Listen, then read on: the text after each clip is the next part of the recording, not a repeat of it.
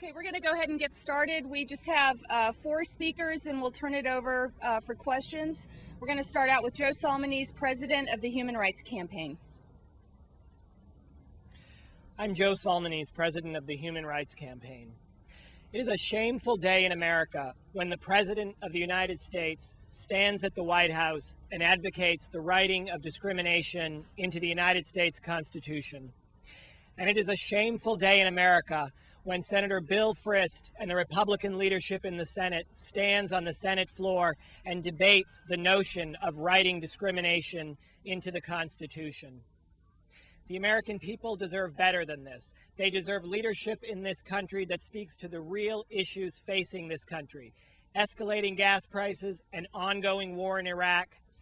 The President of the United States and the Republican leadership in the Senate have no answers to these questions. They can't change the course of the country, so they're trying to change the subject.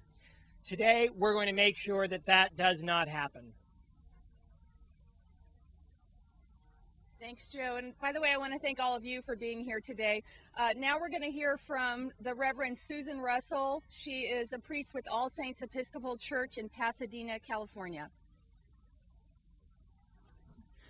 Good afternoon. I am the Reverend Susan Russell. I'm an Episcopal priest and pastor from All Saints Church in Pasadena. I'm here today representing people of faith who oppose writing discrimination into the Constitution in the proposed federal marriage amendment. As an Episcopalian, I've taken vows to respect the dignity of every human being. As an American citizen, I've pledged allegiance to a flag based on liberty and justice for all. This proposed federal marriage amendment attacks both of those core values that I hold dear. The federal amendment violates both of those principles, and so I believe it is imperative for people of faith to speak up and stand opposed to this amendment. We've heard a lot about Christian moral values in the marriage debate. And as the pastor at the podium, I want to say that moral values are of deep concern to me. I am deeply concerned at the shocking lack of moral leadership offered by those who would focus the energy, resources, and attention of this Congress on writing discrimination into the Constitution. While the war in Iraq continues, the Gulf Coast continues to reel from Katrina's after effects, and the AIDS pandemic worsens in Africa as genocide continues in Darfur. These are the moral issues my congregation wants Congress to be considering, not a federal marriage amendment, which is clearly a political move to bolster sinking poll numbers. My son is serving in active duty in the U.S. Army. Last October, I sat in the bleachers in Columbia, South Carolina, as he graduated from boot camp, and I heard those brave young men and women vow to defend the Constitution against all enemies, foreign and domestic. It never occurred to me that months later I myself would be at the U.S. Capitol to defend the Constitution from those willing to exploit it for political gain. My son and his colleagues preparing to deploy to Kuwait deserve better than that. America deserves better than that. And that's the message we've come to bring to Congress today. Thank you. I'd like to introduce now Luana Slack Mayfield. She is here from Charlotte, North Carolina. Hello, my name is Luana Slack Mayfield, and I live in Charlotte, North Carolina. I took time off of work today because I'm fed up with what's going on in Washington, and I want to send a message. I may not agree with my family on all issues, but we do agree. The use of an issue to divide and distract voters is one of the worst moves a politician can make. The way I see it, that's exactly what's happening today. President Bush and Senate Majority Leader Frist have terrible poll numbers, a mess in Iraq, and gas prices nobody can afford. With no real solution and an election ahead, they're in trouble. So they find an issue they think their political base will be excited about: the federal marriage amendment. As a working woman and a woman of color, I believe there are many more important issues. Gas prices are ridiculous. Over 100,000 people are unemployed. Our senior citizens have to decide whether they can purchase groceries or their medication. Social Security is in the tank. I have been working since I was 13 years old, and I'm here to tell you that what affects Americans, families, are the basics: a steady paycheck, health insurance, good school, and a future for our children. Why isn't Congress talking about the issues that matter? This is a smokescreen, that's why. It's shameful. President Bush's policies have devastated my community, and I'm here to tell him this amendment is no solution. In fact, for the first time in history, this amendment will actually add discrimination into the document that over time has come to be the very thing that protects us all.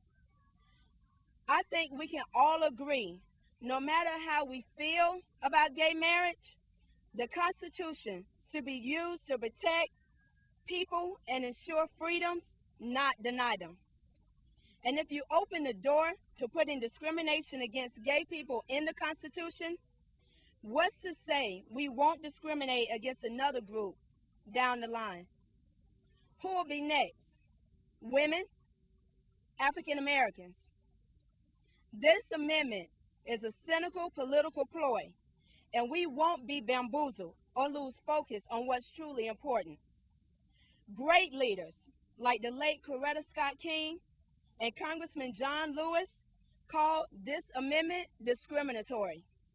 In 2004, the late Mrs. King said instead of trivializing the Constitution, we need some laws that give families the same kind of help they really need, like job training and child care assistance, stronger schools, and health insurance coverage for every family. Congressman Lewis said, I have fought too hard and too long against discrimination based on race and color, not to stand up against discrimination based on same-sex marriages. President Bush and Senator Frisch should be ashamed. But at the end of the day, we all have to fill our tanks with the same gas. So let's put aside the smokescreen and get to work on the issues that affect real Americans. Thank you.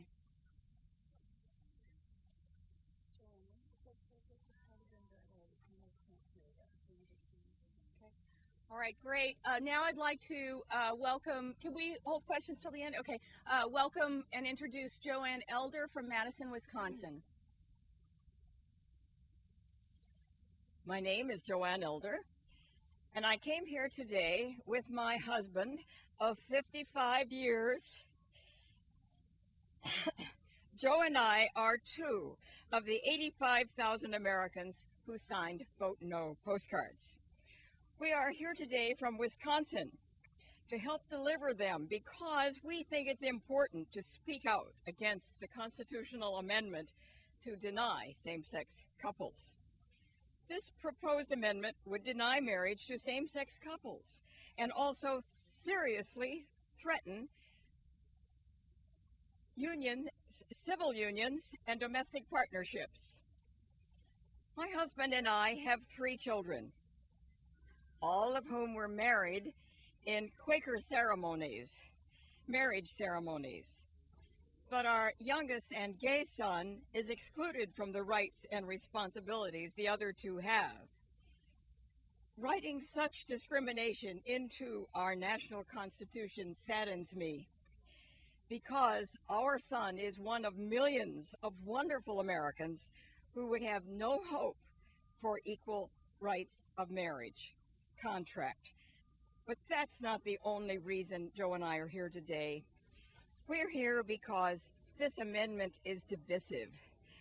Why divide Americans with an emotionally charged political issue when we need to come together and face current challenges that affect every American. This amendment is unnecessary. National law already does what this amendment would do. This amendment is un-American.